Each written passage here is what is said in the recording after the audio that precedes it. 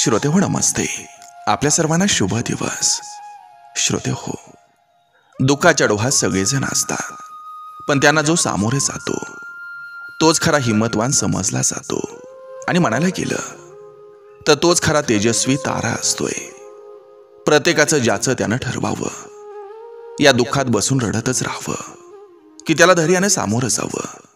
श्रोते हो, दुःखाला सामोरं गेल्याशिवाय सुख भेटणं हे कदापि शक्य नाही. आपण जेव्हा दुःखाला सामोरं जातो ना, तेव्हाच आपण सुखाला आलिंगन घालत असतोय.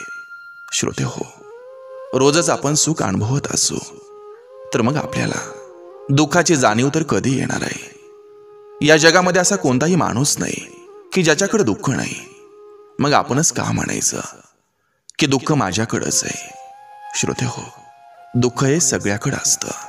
म्हणून या दुःखाला प्रत्येकानं सामोरं जायचं आणि आपल्या जीवनाचा प्रवास हा आनंदाचा करायचा. नक्की विचार करा. चला, आजही आपल्यासाठी सुंदर विचारांची ही शदोरी, ही मालिका अशीच पुढे घेऊन आलोय. चला, करूया सुरुवात सुंदर विचारांना, सुंदर सुविचारांना.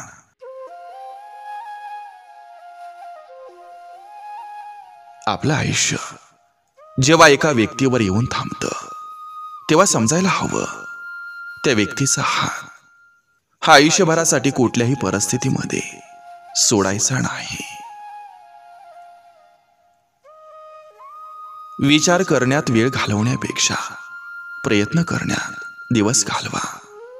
कारण विचारानं माणूस खचतो आणि प्रयत्नानं प्रगतीच्या मार्गावर पोहोचतो.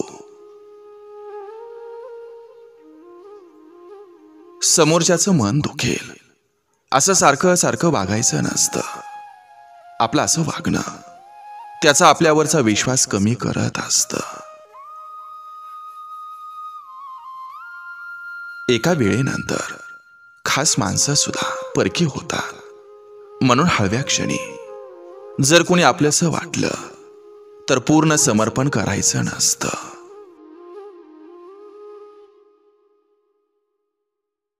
ज्या नात्यात भेटण्या बोलण्याची उत्सुकता नाही, ती नाती तात्पुरती असतात. काही भावनांना व्यक्त न करणं हेच योग्य असतं, कारण त्या भावनांना समजून घेणारं कोणी नसतं. सांगुलपणाचा आव आणता येईल, पण समजूतदारपणाचा नाही. जगातील सर्वात मोठी वेदना म्हणजे आपण ज्या व्यक्तीवर प्रेम करतो तिच्या जवळ बसणं आणि ती व्यक्ती आपली कधी होणार नाही याची जाणीव होणं.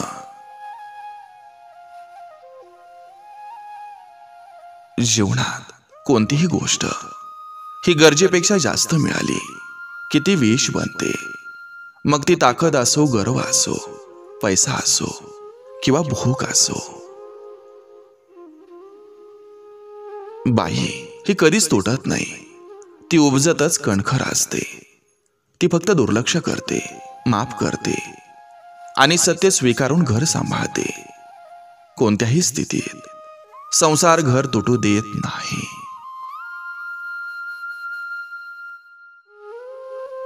एखाद्याचं तुम्ही मन दुखावलं तरी तो तुम्हाला काही बोलला नाही तर असं समजू नका की तुम्हाला त्यानं तळतळाट दिला नाही.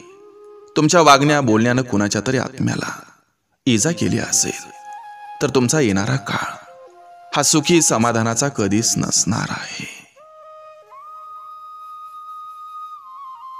कोणी कोणाच्या आयुष्यात कायमचं राहत नाही. आपण नसल्यानं कोणाला आनंद झाला तरी चालेल, पण आपल्या अस्तित्वानं कोणालाही दुःख होता कामा नये.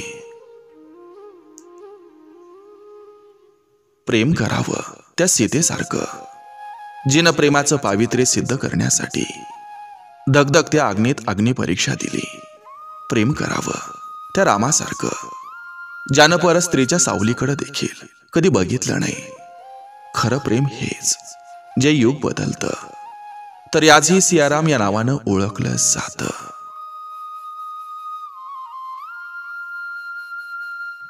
श्रीमंत भावानं गरीब बहिणीला भरभरून द्यावं आणि श्रीमंत बहिणीनं गरीब भावाकडून कसलीच अपेक्षा करू नये, हेच खरं रक्षाबंधन. किंमत न देणाऱ्याला आपण किंमत देत राहिलो तर आपलीच किंमत कमी होते. भरपूर गैरसमज करून घेण्यापेक्षा थोडंसं समजून घेतलेलं चांगलं असतं. पुरुषाची आवडती स्त्री ही कायम तोंड फुगवणारीच असते. खेळ तर चालूच राहणार आहे. प्रश्न हा आहे की आयुष्य आपल्याशी खेळत आहे की आपण आयुष्याशी खेळत आहोत. दिसणं आणि हसणं यातील फरक कळला की फसणं बंद होतं. आपला वावर हा योग्य जागीच हवा. जागा अयोग्य असली की क्षमता असूनही अस्तित्वाला न्याय मिळत नाही. घोडा कितीही चांगला पळाला तरी चाबूक नशिबी आहेच. झाडाने कितीही गोड फळं दिली तरी दगड नशिबी आहेच. तसंच आपण कितीही महान व्यक्ती बनलो तरी लोकांच्या टीका टिप्पणीमधून आपली सुटका नसते.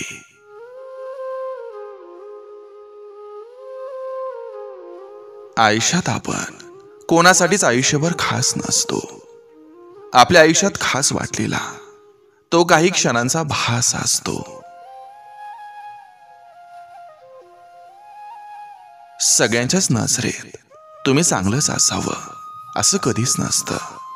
आपण कितीही चांगलं वागलो तरी कोणाच्या तरी नजरेत आपण वाईट असू शकतो. म्हणून सगळ्यांच्या नजरेत चांगलं असण्यापेक्षा मोजक्यांच्या आयुष्यात महत्वाचं असणं हे महत्वाचं असतं. तुम्ही केलेली तयारी आणि समोरून येणारी संधी जेव्हा एकत्र येते तेव्हाच यश प्राप्त होते.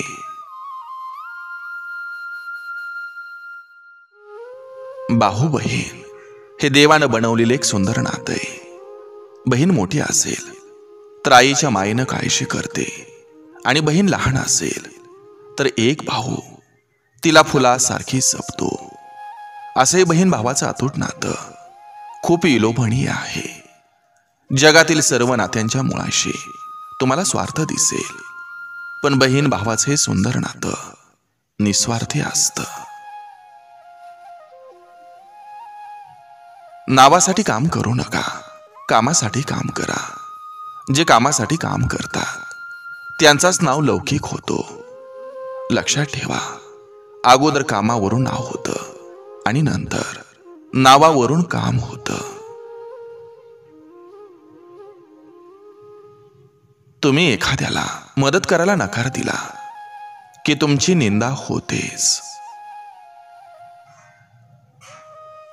कोणत्याही गोष्टीविषयी तक्रारी करत राहणं हे फार सोपं असतं, पण त्यातील चांगला भाग ओळखून त्याचं कौतुक करता येणं हे फार कठीण असतं. ते करायला शिका.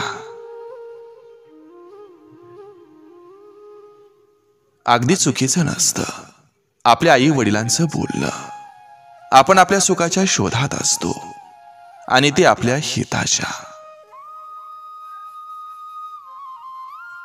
स्त्री कितीही चांगली असेल पण तिच्या नवऱ्यानं तिला मानाची वागणूक दिली तरच नातेवाईक तिला मान देतात.